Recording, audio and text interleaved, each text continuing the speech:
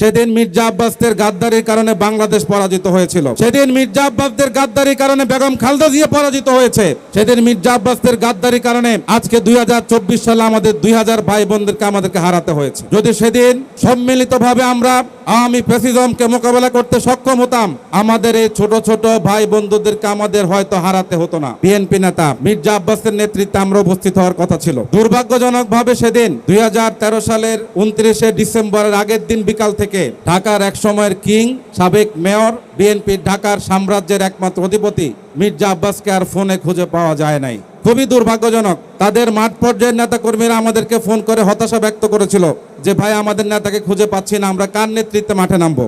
সেদিন তাদের নেতৃবৃন্দকে তারা একা রেখে সবাই আত্মগোপনে চলে যায়।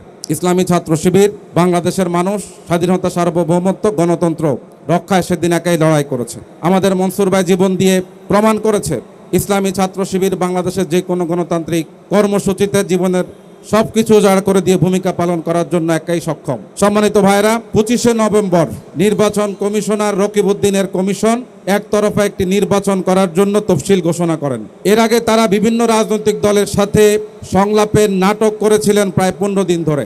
একমাত্র জামাত ইসলামী ব্যতীত বাকি সকলের সাথে তারা সংলাপ করেছিল।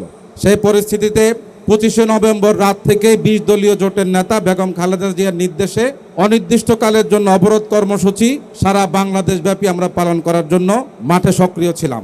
এর মধ্যে 2013 সালের 29 ডিসেম্বর বেগম খালেদা জিয়া অবরুদ্ধ থাকা অবস্থায় মার্চ ফর ডেমোক্রেসি কর্মসূচি ঘোষণা করেন এবং সেখানে ঘোষণা করার সময় বলেছিলেন শান্তিপূর্ণ পদযাত্রা অনুষ্ঠিত হবে গণতন্ত্রের জন্য। এই পরিস্থিতিতে এই কর্মসূচি ইসলামী ছাত্র শিবিরের ছিল না, এই কর্মসূচি ছিল বৃহত্তর রাজনৈতিক দলগুলোর। আপনারা জানেন ইসলামী ছাত্র শিবির বাংলাদেশের রাজনৈতিক যে কোনো পরিমণ্ডলে, বাংলাদেশের যে কোনো ক্রাইসিসে ইসলামী ছাত্র শিবির সর্বোচ্চ উজাড় করে ভূমিকা পালন করার ঐতিহ্য রয়েছে। তারই অংশ হিসাবে মালিবাগ আবুল হোটেলের এখানে বিএনপি নেতা মির্জা আব্বাসের নেতৃত্বে আমরা উপস্থিত হওয়ার কথা ছিল। দুর্ভাগ্যজনকভাবে সেদিন 2013 সালের 29 ডিসেম্বরের আগের দিন বিকাল থেকে ঢাকার এক সময়ের কিং, সাবেক মেয়র, বিএনপির ঢাকার সাম্রাজ্যের একমাত্র অধিপতি মির্জা আব্বাসকে আর ফোনে খুঁজে পাওয়া যায় নাই। খুবই দুর্ভাগ্যজনক। তাদের মাঠ পর্যায়ের নেতা কর্মীরা আমাদেরকে ফোন করে হতাশা ব্যক্ত করেছিল যে ভাই, আমাদের নেতাকে খুঁজে পাচ্ছি না, আমরা কার নেতৃত্বে মাঠে নামবো। সেদিন তাদের নেতৃবৃন্দকে তারা একা রেখে সবাই আত্মগোপনে চলে যায়। ইসলামী ছাত্র শিবির বাংলাদেশের মানুষ স্বাধীনতা, সার্বভৌমত্ব, গণতন্ত্র রক্ষায় সেদিন একাই লড়াই করেছে। আমাদের মনসুর ভাই জীবন দিয়ে প্রমাণ করেছে ইসলামী ছাত্র শিবির বাংলাদেশের যে কোনো গণতান্ত্রিক কর্মসূচিতে জীবনের সবকিছু উজাড় করে দিয়ে ভূমিকা পালন করার জন্য একাই সক্ষম। সম্মানিত ভাইরা, সেদিন মির্জা আব্বাসদের গাদ্দারির কারণে বাংলাদেশ পরাজিত হয়েছিল। সেদিন মির্জা আব্বাসদের গাদ্দারির কারণে বেগম খালেদা জিয়া পরাজিত হয়েছে। সেদিন মির্জা আব্বাসদের গাদ্দারির কারণে আজকে 2024 সালে আমাদের 2000 ভাই বোনদেরকে আমাদেরকে হারাতে হয়েছে। যদি সেদিন সম্মিলিতভাবে আমরা আওয়ামী ফ্যাসিজমকে মোকাবেলা করতে সক্ষম হতাম, আমাদের এই ছোট ছোট ভাই বন্ধুদেরকে আমাদের হয়তো হারাতে হতো না। সংগ্রামী সাথী ও বন্ধুগণ, একটা কথা স্পষ্ট করে বলতে চাই, ইসলামী ছাত্র শিবির 1977 সাল থেকে প্রতিষ্ঠার লগ্নেকে বাংলাদেশের কারো দয়া দাক্ষিণ্য নিয়ে ইসলামী ছাত্র শিবির পরিচালিত হয় নাই। ইসলামী ছাত্র শিবির তার একক নেতৃত্বে, একক সক্ষমতায়, কোনো ধরনের রাষ্ট্রীয় প্রোটোকল ছাড়াই আজকের এই জায়গায় এসে উপস্থিত হয়েছে। এজন্য আমরা বলতে চাই, আজকে বিভিন্ন জায়গাতে খবর পাওয়া যাচ্ছে অমুক আসনে আওয়ামী ফ্যাসিস্টের 270 জন 80 জন করে বিএনপিতে জয়েন করছেন। এটা আমরা কোনোভাবেই স্বাভাবিকভাবে মনে করি না। যদি বিএনপি মনে করে আওয়ামী ফ্যাসিস্টদেরকে তাদের দলে ভিড়ানোর মাধ্যমে তারাও ফ্যাসিস্ট হয়ে উঠবেন, তাদের এই চিন্তা তাদের জন্য বুমেরাং হবে ইনশাল্লাহ। আগামী দিনে ইসলামী ছাত্র শিবিরদের মতো তাদের সব কিছু উজাড় করে দিয়ে বাংলাদেশের স্বাধীনতা, সার্বভৌমত্ব রক্ষায় ভূমিকা পালন করবে। এর পাশাপাশি বলতে চাই, আওয়ামী ফ্যাসিজমের আমলে সবচেয়ে বেশি নির্যাতন শিকার হয়েছিল ইসলামী ছাত্র শিবির। আপনারা জানেন 2010 সালে রাজশাহী বিশ্ববিদ্যালয়ে একজন ছাত্রের হত্যাকাণ্ডকে কেন্দ্র করে সারা বাংলাদেশে চিরুনি অভিযান পরিচালনা করা হয়েছিল। হত্যাকাণ্ড সংগঠিত হয়েছে রাজশাহীতে। ঢাকা মহানগরী উত্তরের একটি ম্যাচ থেকে 152 জন ছাত্রকে গ্রেপ্তার করে নিয়ে যাওয়া হয়েছিল।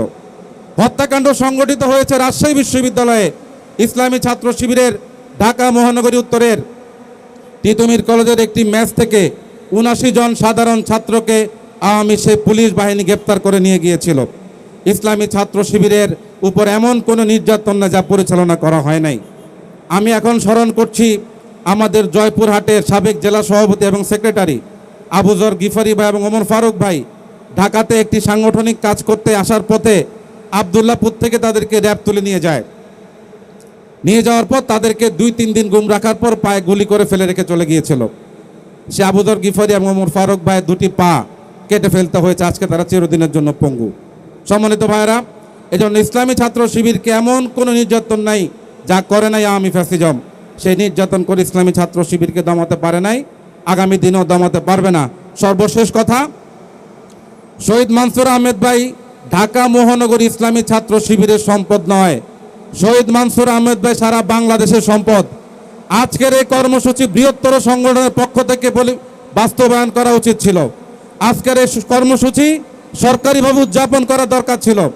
আজকের এই কর্মসূচি বাংলাদেশের প্রত্যেকটি রাজনৈতিক দল উদযাপন করা দরকার ছিল। আজকের এই সভা থেকে আমি আহ্বান জানাচ্ছি, মার্চ ফর ডেমোক্রেসিকে জাতীয়ভাবে উদযাপন করার জন্য সরকারি গ্যাজেটভুক্ত করতে হবে। শহীদ মানসুর আহমেদ ভাইয়ের হত্যাকাণ্ডের যে সকল হুকুমের আসামি, 1 নম্বর খুনি শেখ হাসিনা, 2 নম্বর সে সময় তৎকালীন স্বরাষ্ট্রমন্ত্রী, পুলিশ প্রধান, র্যাব প্রধান এবং ছাত্রলীগের সিদ্দিকী নাজমুল আলম, সে প্রকাশ্যে ইসলামী ছাত্র শিবিরকে হত্যা করার নির্দেশ দিয়েছিল। এই কয়েকজনের বিরুদ্ধে দ্রুততম সময়ে চার্জশিট দাখিল করার জন্য আইন শৃঙ্খলা বাহিনীর কাছে উদাত্ত আহ্বান জানিয়ে আমি আমার কথা শেষ করছি। সকলকে ধন্যবাদ। বাংলাদেশ ইসলামী ছাত্র শিবির জিন্দাবাদ। আসসালামু আলাইকুম রহমতুল্লাহ।